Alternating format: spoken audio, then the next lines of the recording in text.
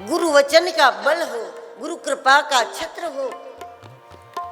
आसन की सिद्धि के लिए हम अभ्यास करें और महादेव के इस स्वरूप का चिंतन करें और चिंतन करते हुए नाम का आधार लेकर नाम सुमिरन के साथ नाम का प्रकाश प्राप्त करके सत्संग के सहाय के साथ थोड़ी थोड़ी साधना करते जाए, खुद को देखते जाए, अनुभव करते जाए, अपने बदलाव को देखते जाए, तो इस प्रकार होता है कि एक बार हम त्रिशूलधारी हो जाए।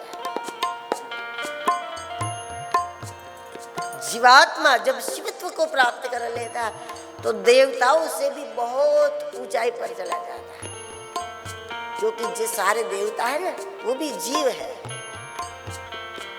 शिव नहीं है। इसलिए तो देवताओं के केवल विग्रह की पूजा होती है, मूर्तियों की पूजा होती है।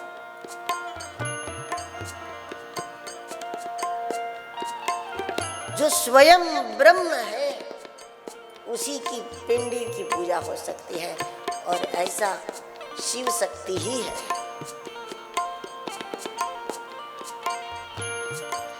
नारायण की पूजा शालिग्राम के रूप में इसीलिए की जाती है, भगवान शिव ने प्रसन्न होकर के नारायण को इसके लिए योग्यता प्रदान की, ऐसा पद प्रदान किया, उनकी सत्यता से प्रसन्न होकर के कहा कि मेरे अपने समान मैं तुम्हें अधिकार प्रदान करता हूँ। इसीलिए शालिग्राम भगवान के रूप में पूजा होती है। वास्तव में पिंडी के रूप में पूजा शिव शक्ति की ही होती है।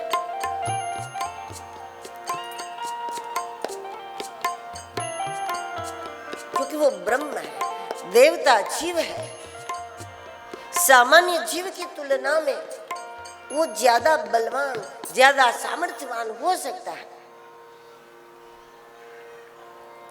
क्योंकि जो अधिक देता है वो देवता है, और जो अधिक देता है तो फिर उसका सामर्थ्य भी उस हिसाब से बढ़ता जाता है। तो सामान्य जीव की तुलना में देव बड़ा जीव है,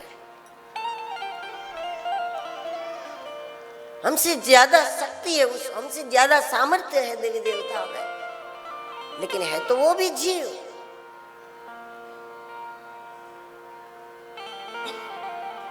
मनुष्य जब शिवत्व का अनुभव करता है तो वो देवों से बहुत आगे हो जाता है, और इसी कारण से ऐसा होता है जिसके भाग्य में देव ने कुछ भी ना लिखा हो, लेकिन यदि कोई अवधूत प्रसन्न हो जाए, सद्गुरु देव प्रसन्न हो जाए, तो देव ने कुछ भी नहीं लिखा था लेकिन सद्गुरु देव सब कुछ लिख देता है उसको,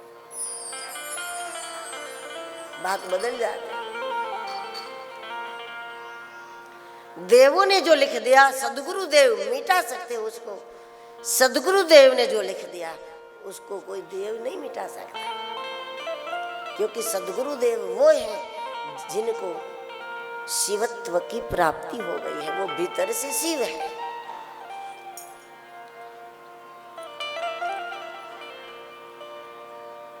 भगवान शिव के दर्शन में धर्म है, मुख्य रूप से धर्म परक चर्चा शिव के द्वारा भी हुई है, खूब हुई है, लेकिन यहाँ तो दर्शन मात्र में धर्म का निरूपण होता है। जो चार बातें बताई हमारे शास्त्रों ने धर्म क्या है, तो चार वस्तु बताई हैं कि जिसमें सत्य है, तप है, दया है और दान है। ये चार गुण जिसमें हैं उसमें धर्म है, उसमें धर्म है। ये चार गुण आ गया तो व्यक्ति धर्मात्मा है, और उसके बाद छोटे मोटे दोष जीवन में आ भी जाए तो वो बहुत ज्यादा मायने नहीं रखता, उसको नजरअंदाज किया जा सकता है।